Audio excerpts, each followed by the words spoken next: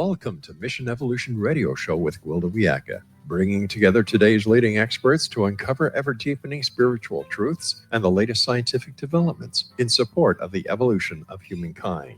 For more information on Mission Evolution Radio with Gwilda Wiyaka, visit www.missionevolution.org. And now, here's the host of Mission Evolution, Miss Gwilda Wiyaka. Many believe that failing health and declining mental capacity characterize the end of life.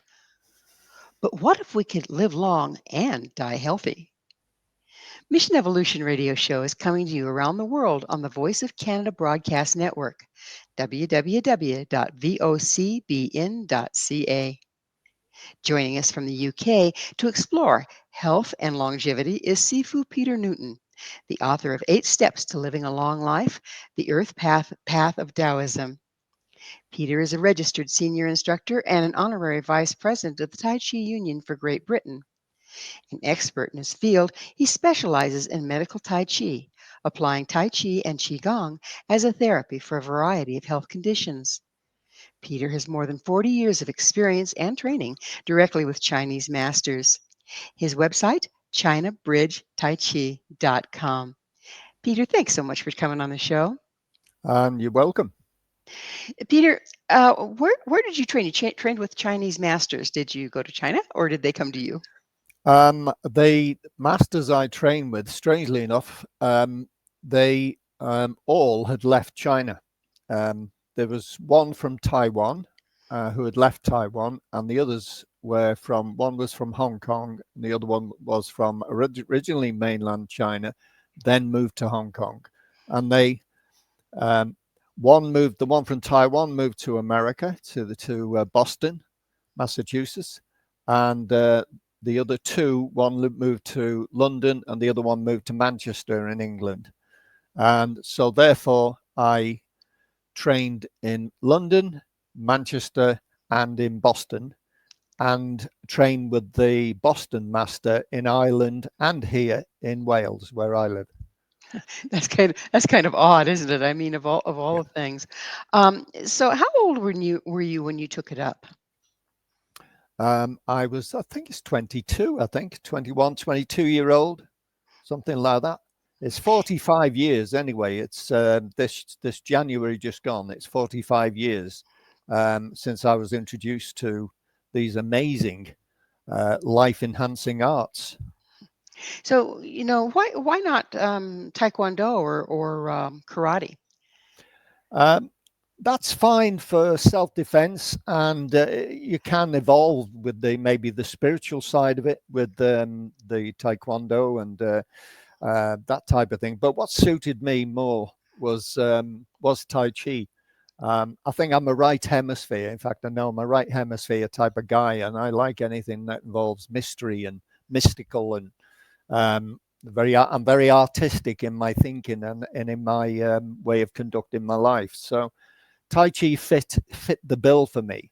I did karate. I got a couple of belts, gradings, went through gradings, did karate. Wasn't right for me because it wasn't fulfilling that artistic need in me. I did Aikido, that helped, but I was being 6'4". I kept bruising my ankles when I was being thrown, big, lanky, long legs. So I moved out of Aikido and I found Tai Chi, and Tai Chi was perfect. It was the thing I was looking for, and since then I've never looked back, really. So what's the difference between Tai Chi and qigong? Well, Tai Chi, the full title is Tai Chi Chuan. Tai Chi Chuan means grand ultimate boxing. So by the sound of that, you can tell it has a martial arts core, really. The core of it is martial arts. Whereas Qigong, Qigong, which means energy exercising. It also means exercising using the air throughout your body. So that is purely for your health. And that particular one, Qigong, has more of a medical side than the Tai Chi Chuan. Tai Chi Chuan medical applications have only appeared in the last 10 years. whereas qigong goes back 5 to 7,000 years in history, and that has been applied for medical conditions and for generally keeping us healthy, you know. But So yeah, I'm sorry. carry on. So you also trained in qigong. I train, my teachers are usually find, if you go to a Tai Chi teacher, you'll find they are Tai Chi and qigong specialists. That's what they do. It's always, the both of them are always tend to be taught side by side. So you do these special exercises, and they teach you about the health benefits of them, and then you'll flow in to do your Tai Chi martial arts patterns and also disciplines, and even in my case, I did contact sports with let's say sports contact Tai Chi Chuan, where you're actually physically connecting with somebody, you know. Both of them tend to, more than other martial arts, tend to work with energy, don't they? I've Yeah. I've seen people doing Tai Chi, and they're working energy between their hands. I can see that. Yeah. And so Qigong is also moving energy. Yes. They're brother and sisters. They Hmm. are literally, they've come from the same core. Both use energy. They both stimulate energy and regulate energy. Tai Chi Chuan, the boxing side of it, they were noticing that the more people who were practicing Tai Chi Chuan were actually getting healthier and healthier the more they did it. And so it started getting more of a reputation for being a healthy discipline. Whereas if you practice qigong, you know what you're going to get. You know it's purely for your health. But the Tai Chi Chuan, that almost came as a surprise, I suspect, to going back hundreds of years, that they realized the people who were practicing it were actually living longer and becoming healthier as the further they went into it. And it's all about posture and the great postures that they create and the circulation of energy. Well, I know that Ida Rolf recognized. She created Rolfing, Yeah. and deep body work and structural integration, basically. And Mm. and she discovered years and years ago that if our structure is in a proper alignment, we move energy through our body, and if it's not, that energy is impinged and starts building Mm. charges that develop illness. So it sounds like the same principle. It is the same principle. It's exactly the same. And it's, as I say, thousands of years ago. How enlightened were they to understand all this? Um, I'm sure the average person who looks at acupuncture, and when that also goes back 5 to 7,000 years, you ask the question, how did they know all this stuff? How did they understand these invisible meridians of the body, which science has proven now exists? Energy is actually coming out now and being talked about more of the electric body. Our bodies are, circuits of electricity. They have circuits of electricity flowing through them, but the electricity is what they call chi. And so, like electromagnetic energy, it's particle energy, it's universal energy, it's energy coming from the outside, energy being stimulated through your food and your drink, through your breathing. It's all a combination of different sources create what is called the life force chi. So your life force chi is what's flowing through the body, and posture releases it. And that's the big thing. And when I'm out teaching, I'm absolutely on the ball with people when they come to train with me. I immediately, the first thing I do is assess their posture, and then I tell them about what they've been experiencing. And they're quite surprised that I know what they've been experiencing. It's because I understand posture and the effects of poor posture on the human body. If you're doing an exercise that increases the flow of energy, but you're not in postural alignment, do you start building charges with that energy, or does it just get blocked, or what goes on there? Chinese call it stagnation. Your chi stagnates. Chi being this life force energy that is meant to flow like streams and rivers. If you are living a life with poor posture, you'll find that your chi will stagnate in the body. And by stagnant chi tends to be the first step towards disease. When the body is at ease, you'll find that your circuitry is open. All your blood vessels, all the electric body's open, your joints, your muscles, the cardiovascular system of the body, everything is open and unimpeded. Then you'll find that your chi, life force chi, can go everywhere. And that includes the cells in your body being serviced correctly. And when the body is open, you don't get stagnant zones. And it's the stagnant zones where dis-ease appears. An open body has ease, completely is at ease, where i.e. flowing, but a stagnant body has dis-ease. And there's the origin of disease, is through stagnation. Well, I find it very interesting that we're just now starting to do studies on chi and the energy that Yeah. moves through the body and the meridians, and yet Western medicine doesn't take it into account at all. So, No, you know, I think it still wasn't that doesn't to a certain degree. You're right. It still doesn't. because the Oriental people worked with energy, and the Westerns learned medicine by studying cadavers. Yes. Yeah. No I mean, energy present there, right?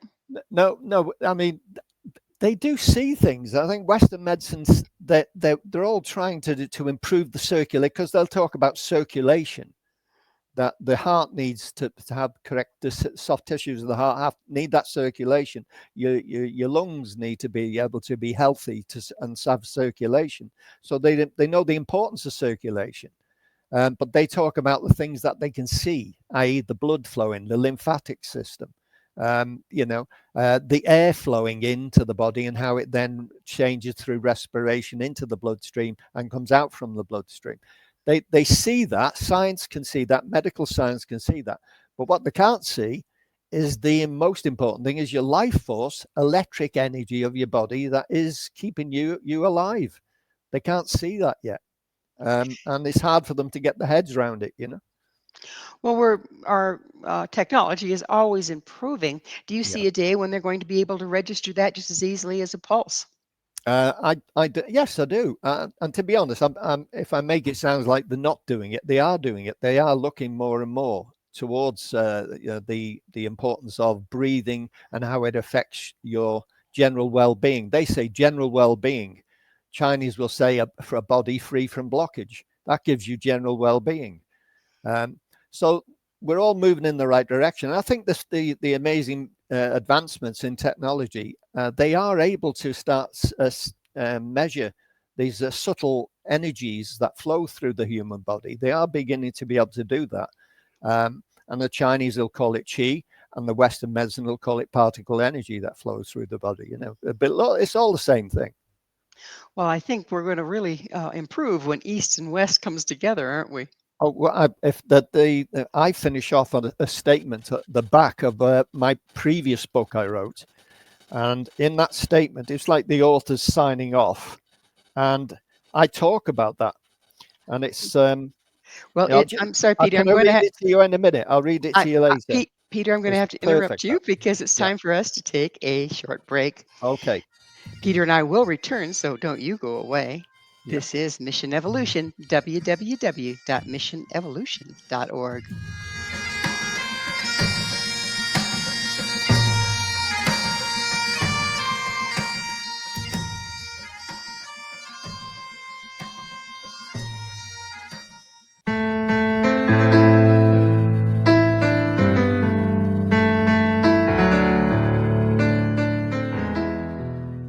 Just breathe.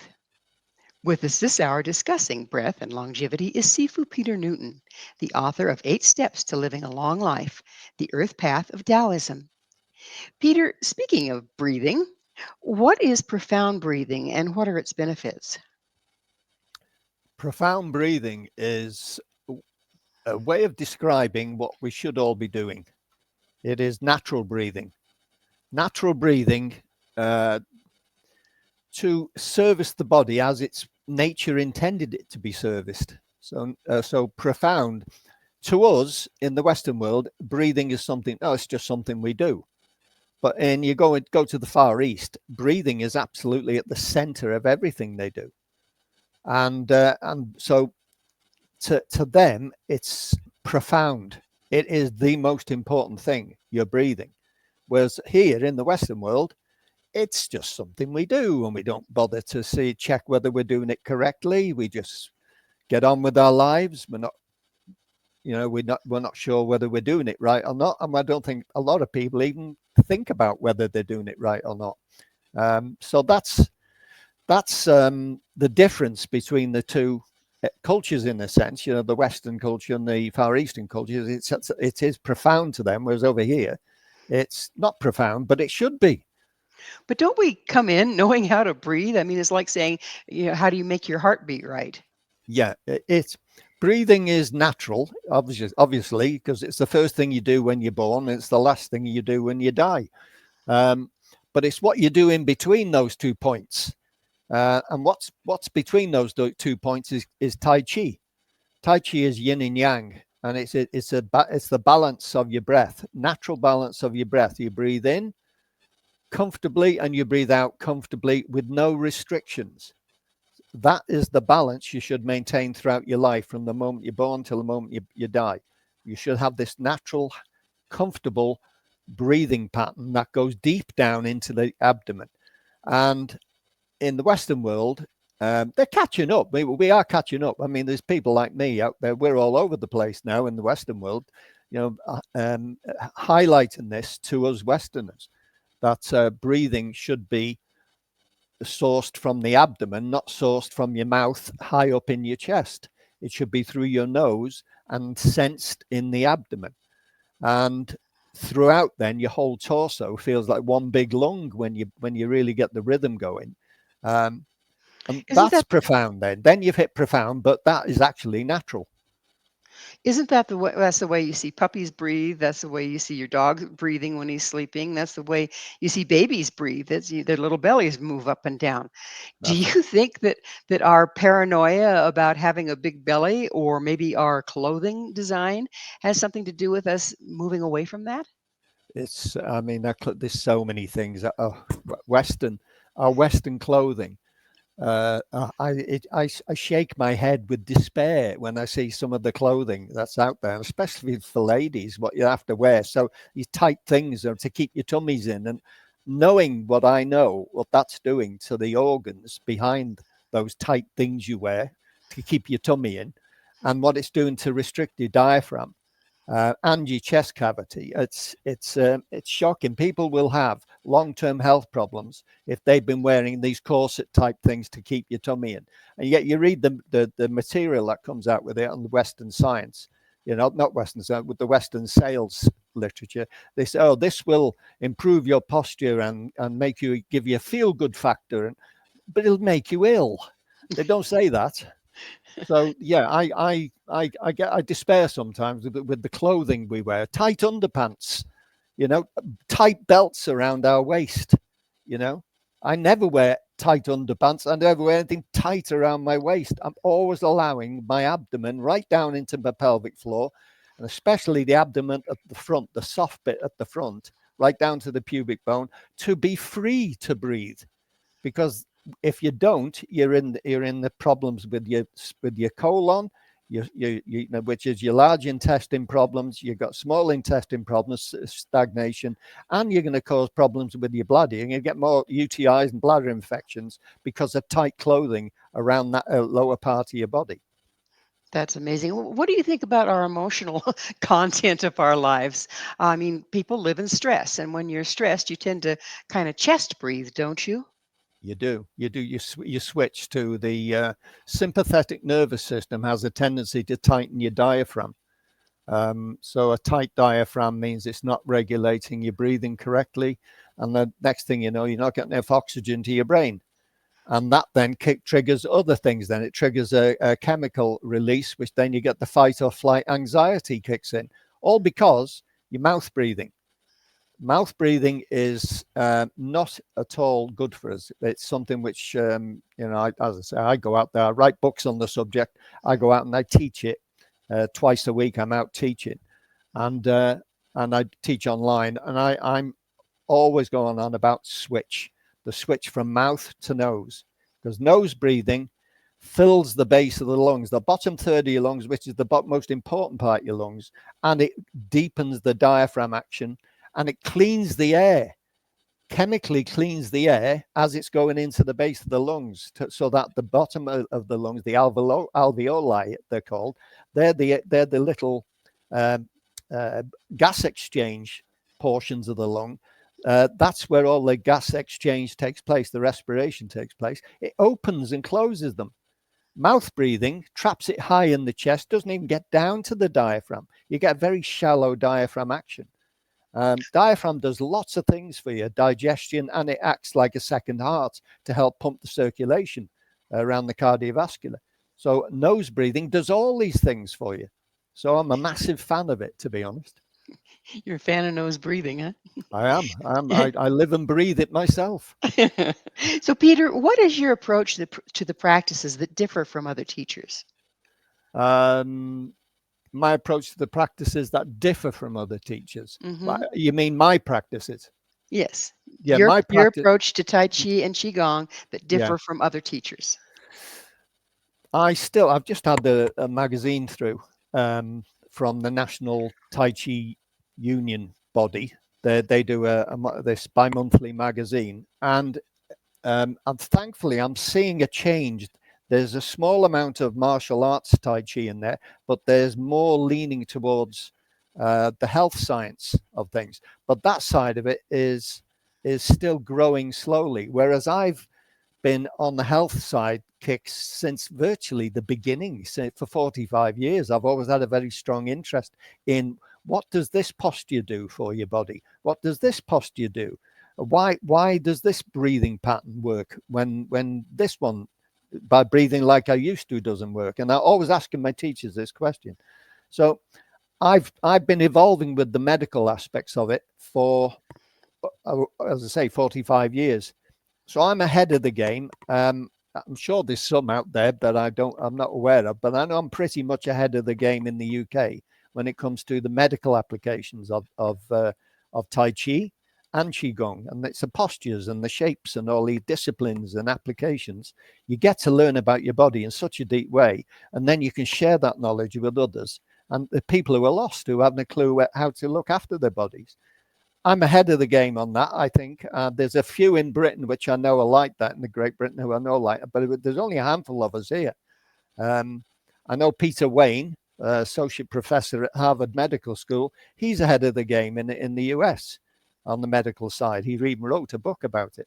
So that you have somebody over there as well in the States. I'm not sure about Canada though. What drew you to the medical side? I mean, it sounds like you kind of entered it from a martial arts aspect when you were younger. What really triggered that interest in the medical side for you? Well, I've always had an interest in health science. You know, the magazines that they have Dear Doctor. They have a doctor writing a feature in there, and it's all about questions and answers on health issues for the readership. I always go straight to that. I used to, as a child, I'd go to those pages and read up on them. So I'm surprised I haven't ended up as a orthodox, root doctor in my own right. But my right-hand side hemisphere, that wouldn't have fulfilled me. So Tai Chi, it would have said boring. I would have found it boring just doing that. Whereas I can help people from a different angle, outside the box. You do Western medicine, you're in a box. I do it from outside the box. But I don't do that recklessly because I'm fully insured, and I don't get insured unless I can prove I'm doing it sensibly, It's a support network that I'm teaching, the support network to Western medicine. I think that's the way I'd look at it. So in what ways are Tai Chi and Qigong superior to regular exercise in extending life? Tai Chi and Qigong retunes your body. It's if your body is got circulation issues, if it's got joint issues, mental health issues, because mental health influences the health of your physical body. Tai Chi Chuan, Tai Chi, if you practice it purely for the health science, and Qigong, I can't think of yoga's similar, does a similar thing, but yoga doesn't do the complete package in the same way that Tai Chi and Qigong does. I know that because I've lots of yoga teachers have been coming to me and training with me over the years. So it completely, it rebuilds you head to toe. It's a rebuilding science that it puts your shoulders, your neck, your spine, your knees, your hips, your feet positioning, your walking gait, your sitting, how to sit, how to breathe correctly, deep into your diaphragm through the nose, biorhythms, circadian rhythms. It resets everything for you. How to use your mechanics of your body correctly so that every time you move, it's therapy.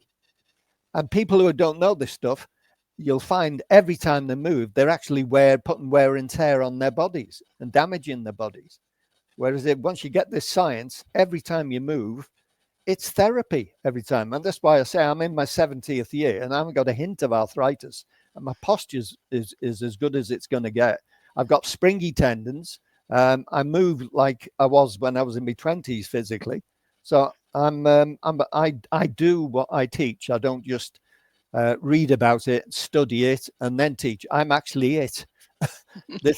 I'm one of those. You too could be like me.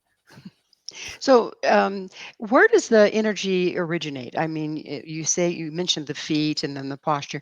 Are we drawing the energy from the earth or from the heavens, or where is it originating? Yeah, well, it's originating initially from your breathing. It's your breath. Breath is the source of life.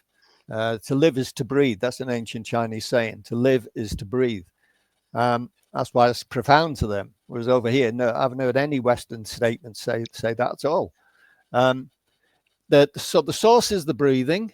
The breathing is fundamental to the cells of your body and the health of the cells of your body. The other source is the external energies that are prevalent from the heavens and from the earth.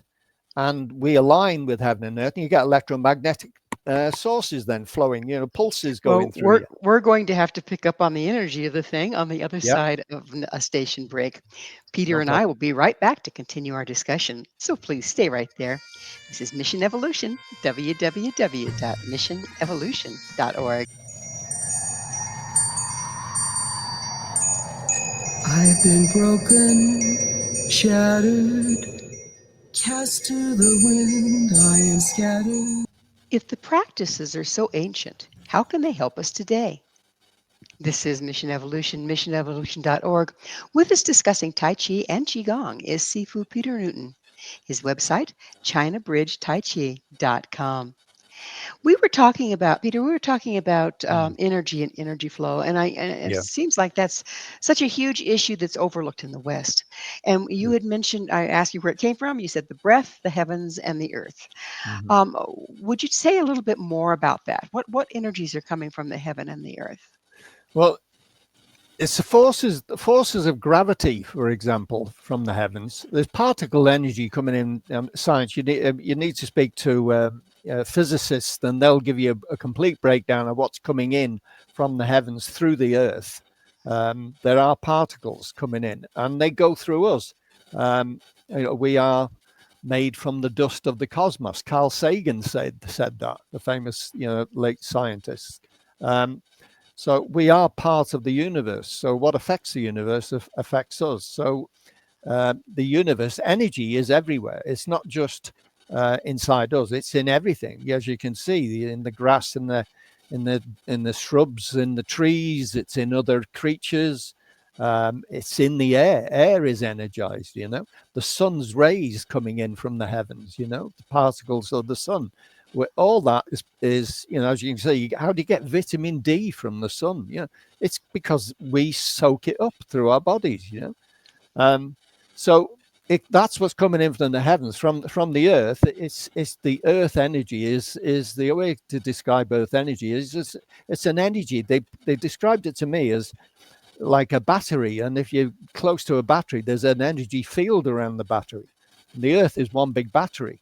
So we're and you heard about ley lines. So ley lines running through the earth. There's places you can stand on the earth where your body will actually tingle. I've done it. I've been to places and I've stepped into a stone circle area, and my whole body went tingling with the energy in it. Avebury was Avebury in Wiltshire was one place which surprised me. I walked into the Avebury Circle there, and I got whole body went tingly. But I'm open, so I tend to be more like a receiver. I pick it up. So that's the earth energies and heaven energies, as I say, sun's rays, gravitational forces, all that comes under the heading of heaven chi and earth chi. And then in between, the air around us, we're breathing it in. And we're breathing it through the pores of our skin as well. It's not just in and out through the nose, you know. So, what right now everybody talks about entering the age of Aquarius, that we're, the energies of from the heavens is changing because of our relative positioning in the universe.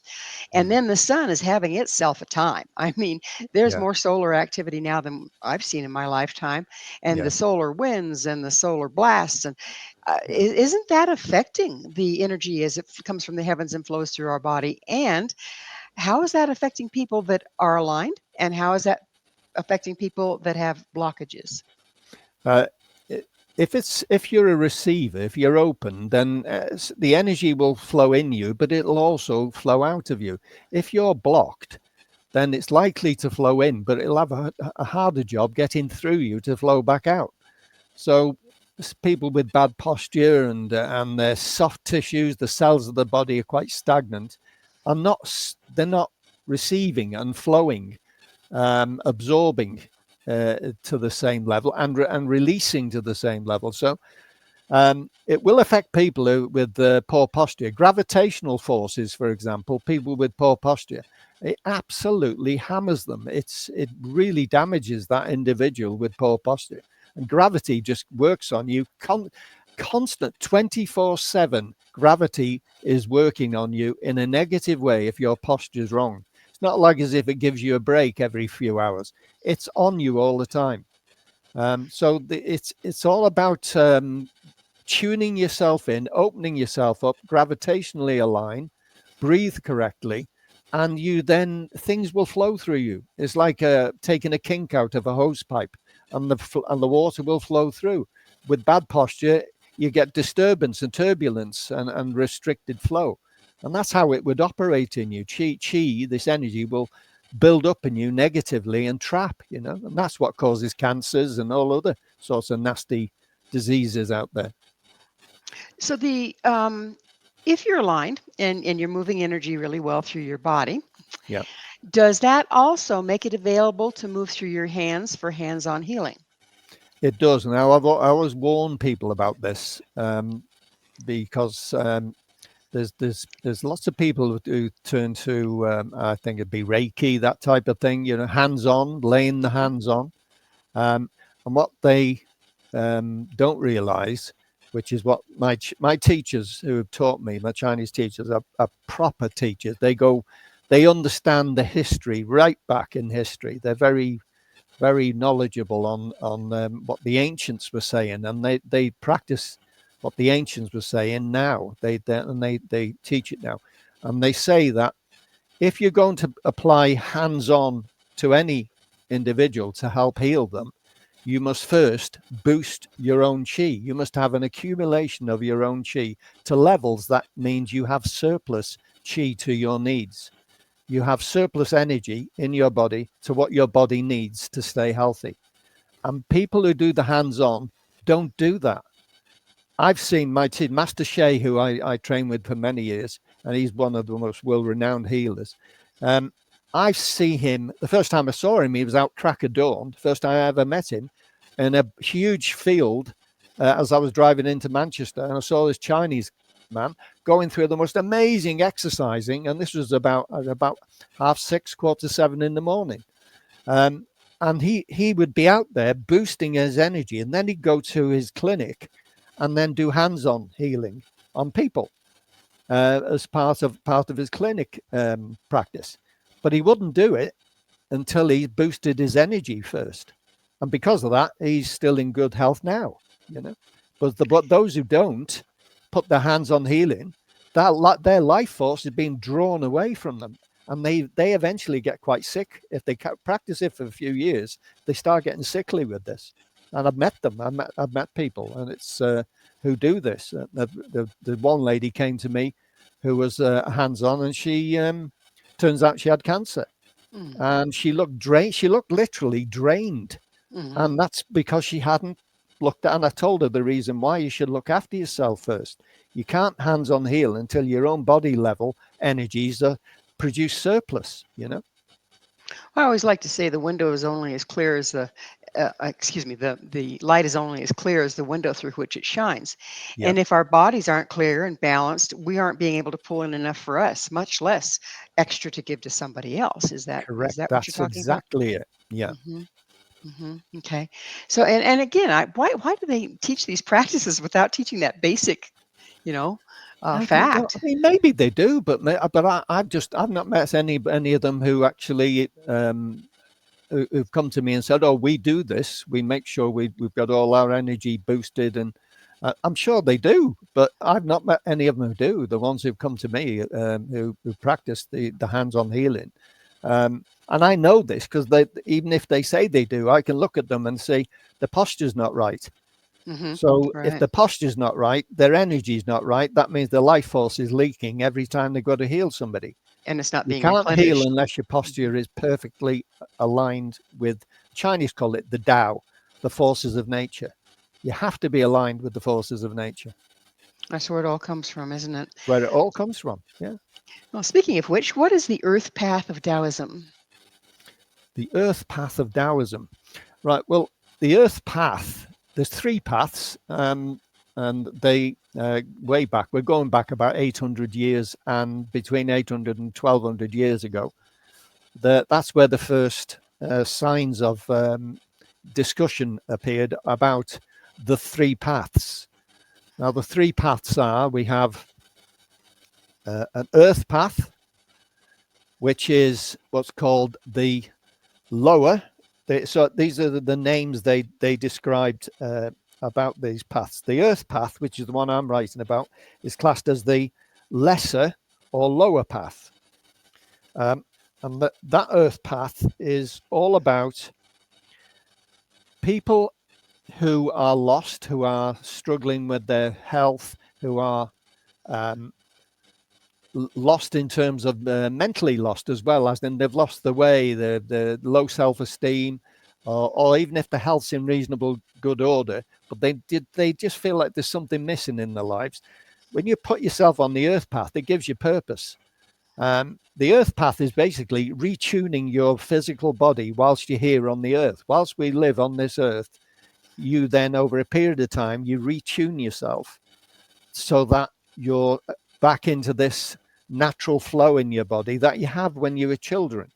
So as you become adults, you lose the flow of the natural energy because life starts to kick you when you get to a certain age, and distractions, and next thing you know, you're not as natural and as open as you were when you were a child.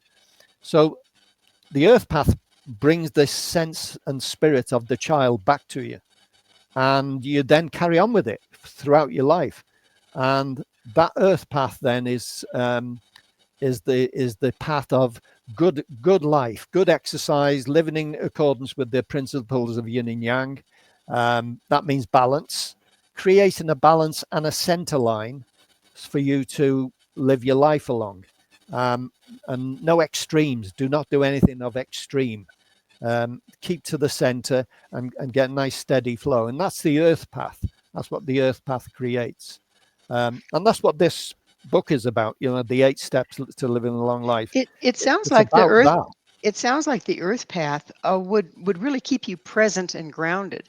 And we're Yeah. learning more and more and more how important that is, because if you're not present, you aren't present with the changes in these energies that are moving, and you get Yeah. out of phase, don't you? You do.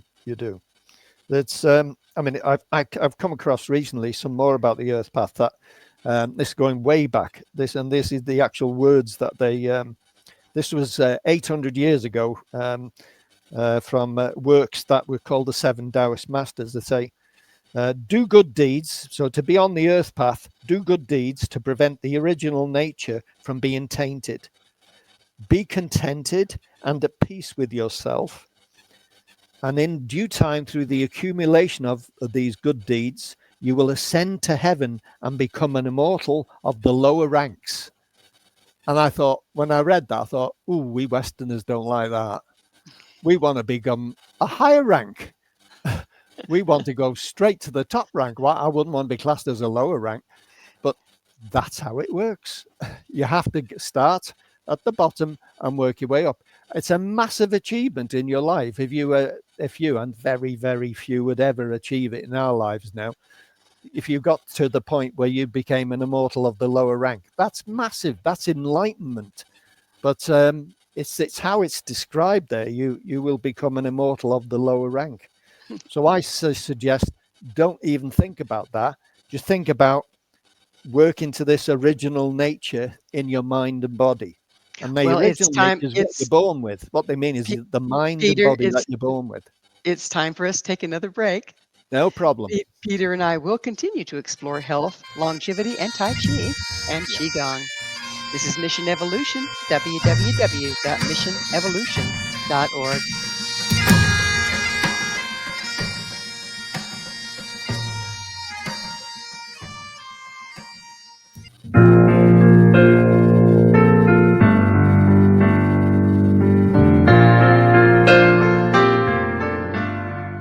Is it too late? This is Mission Evolution, missionevolution.org. We're continuing our discussion with Sifu Peter Newton. His website, ChinaBridgeTaiChi.com. Peter, how long does it take to see results if you start practicing Tai Chi?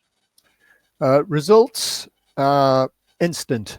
And it's all about making sure you get the right teacher. And I'll just touch on the right teacher principle, is that if you're looking for the right teacher, obviously the associations that are out there, in your whatever country you're in, there will be authorized associations that make sure that Tai Chi people are qualified and Qigong people are qualified. But beyond that, you need to actually then go to the class, and don't just go there and join in. Go there and just sit quietly and watch. And if first thing, does the teacher have good posture? Does the teacher move gracefully with amazing balance? Do the top students and the middle sort of section of his students also have the similar reflection of their teacher? And even the people who are in, you can see, are fairly recent. Are they showing signs of this balance appearing and improvements to the posture? If you see all that and there's a great spirit and there's laughter, you found the right class. But if you go to a class and see all the opposites, as in students reflecting the look of the teacher and the teacher's got bad posture, then just excuse yourself. Oh, I've got an appointment, I'll have to go. That's it. That's good advice right there. Yeah. I'm curious, in the classes, I know in Taekwondo, that's my background, they would line up according to belt rank, with the highest belts up front and the lowest belts behind. And so that way, of course, the lower belts were always seeing an improvement ahead of them, right? Yeah. Do they do that? Do you do that in your classes, or is it? It does vary. It does vary. Some Tai Chi schools, I think the martial arts more Tai Chi schools, you'll find they'll have a grading system. Where you go through a system. I did initially in my early days. There was a grading system I went through. We weren't wearing belts, but we were actually graded, and it was like recorded. We passed a particular grade, and it was the achievement of the training regime. Sections of the training regime. Then you go on to the next level, and you go on to the next level. I think when you go to the medical aspects of Tai Chi, we don't do any of that. But what you find is the more advanced practitioners tend to gravitate more to the front. The ones who are coming through nicely, so more to the middle when they're stood in front, and the ones who aren't sure of themselves and just arrived, and they tend to spread themselves around the back. So they grade themselves in that sense. And you see the beginners looking at the middle folk, and you see the middle folk looking at the advanced when they're practicing to make sure they're doing it right. For example, if I'm walking around correcting people, then they then turn their eyes to the people ahead of them to make sure they're moving in the correct way, and their feet are in the right position, and their arms are in the right position. You know, so I think that in the medical side and the pure health side, they tend to grade themselves and gravitate naturally in that sense. That makes sense to me that they would do that, because the people, if it's just above your level, it's easier to learn from that than the way advanced people. If you're looking at the Yeah, way advanced people, you go, how do they do that? So, exactly. if this is for health, and as we age, our health tends to decline, Yeah. how old is too old to start? My oldest student was Betty, and she was 104 years old. Oh my goodness. Um, Yeah. so Betty started with me when she was, I think, 102, or just turned 102, and she practiced for a couple of years with me, and then flew away, as the Chinese say, on the back of a dragon. So I mean, she had the most amazing spirit. Anyway, she's a really old school, you know, tough as leather. Nothing would hold her down. Um, and she just got tuned into where I was coming from with this. It was a joy to teach her. But the other students I'm teaching, it's many in the 90s. I've got lots in their 80s, lots in the 70s, 60s, in the 50s. I mean, it covers the whole range, and some even younger than that. You know, got some in the 40s even, and occasionally kids come in when the children are on holidays. They bring their kids or grandchildren, and the kids join in as well. You know, so all age groups. I've been around schools teaching this many years. You know, teaching the children in schools how to exercise with this stuff. So the whole range, it covers everybody's age, and that's the thing I like about it. Well, that's beautiful because, where else do you get to see the entire tribe be able to come together and share something on even ground? Oh, it's great when you see them coming in with their children and all the grandchildren. They're bringing them in, and then the kids embrace it. And I'm a bit of a case, so I tend to, really make it funny for the kids and make them laugh and things like that. And the kids love it, only to find they can't come next week because they're back in school. If only I'd have started this when I was a kid, right? So, Oh does yeah. this practice reverse signs of aging, like arthritis and inflexibility? It certainly does. It slows it down. That's what the science, because science, there is absolutely millions and millions of pounds or dollars are being spent on research into this stuff, because science is proving that this stuff works, and and what they're finding is it's working now. I mean, there's this particular study talked about aging.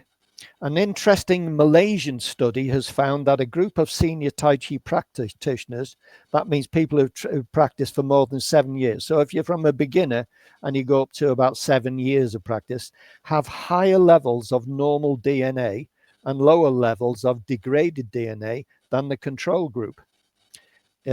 Incidental findings have also shown a significant increase in the lymphocyte count in practitioners. Lymphocytes are important, constitute, sorry, I can't see this.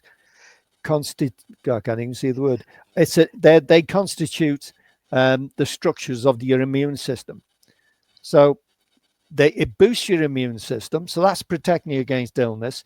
And at a DNA level, okay, they're saying one of the main causes of aging is cell degradation of your DNA quality. Oh, That's one of the interesting. main reasons. And Tai Chi slows that down. Qigong slows that down. Just amazing. So, another thing is, I mean, mental health. How does it impact our state of mind? State of mind is, it's interesting how the Chinese describe it. You have a yin mind and a yang mind. And then what in Tai Chi and Qigong we practice through stillness, Jingzhua. It's in the book. The chapter on Jingzhua is the meditation aspects of it. Jingzhua means sit quietly, and through sitting quietly, you still the mind, and when the mind is still, it balances. But if you tell your mind to behave itself, all you're doing is creating more waves and upsetting it. So the Chinese say to still the mind, do nothing. just sit quietly. And that's part of Tai Chi. And when we move, when we actually practice these sequence of flowing movements, you end up actually practicing in quite a meditative state. So it becomes like a moving meditation. And it's that moving meditation that keeps your mind still, even when you're moving. And eventually you get to feel how to maintain that meditative state of mind in your daily movements in life.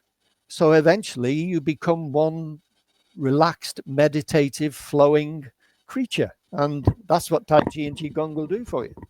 So it's like you're building by doing the practice, and then getting where the practice is pretty well ingrained. You have body memory of it. Then Yep. you can add the meditation. And so you're building subroutines. And then once that's pretty well established, then you can kind of carry it out into your life. Is that the progression? Brings it into your life. I mean, I used to work in a high pressure business environment, and I worked on multi-million-pound projects. I was quite a senior manager in the construction industry in the UK.